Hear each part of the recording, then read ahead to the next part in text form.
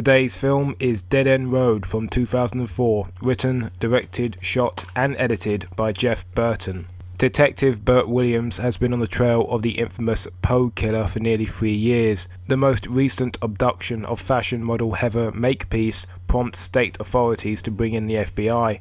Burt's daughter Chris, a homicide agent for the FBI, along with her partner Shawn Michaels, take over. Burt reluctantly steps down from the case and retires. For the next 7 months, the Poe killer continues his murderous rampage, until Chris discovers that the killer uses internet chat rooms to seduce his prey. She logs in as Annabelle Lee, and sure enough, he contacts her.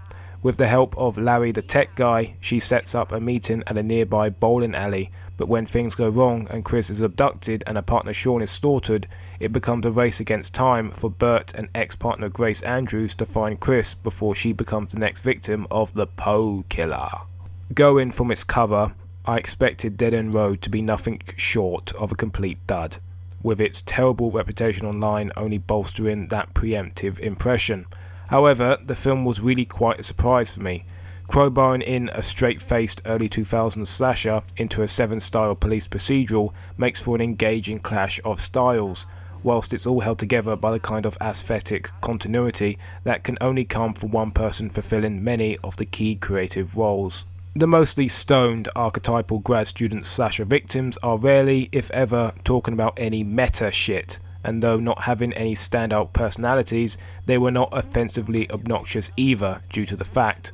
The cinematography of Dead End Road is of an abnormally high quality for a film of its kind. The framing is mostly excellent, as well as is the lighting, which gives the film a great atmosphere. The score is also great and very fitting.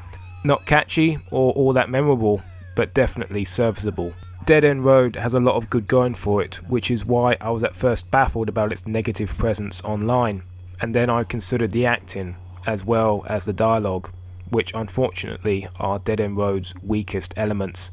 It doesn't matter to many if a film looks or sounds good.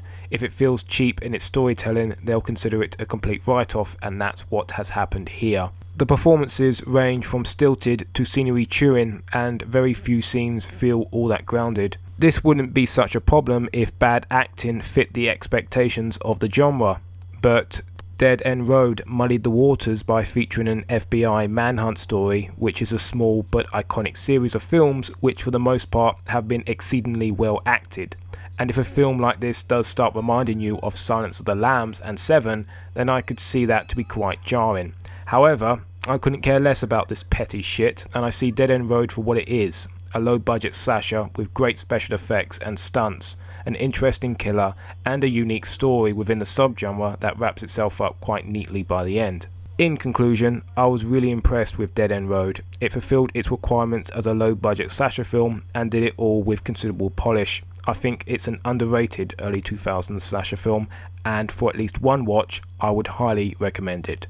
Thank you for watching. Please like, comment and subscribe. Tomorrow's film is Halloween Camp.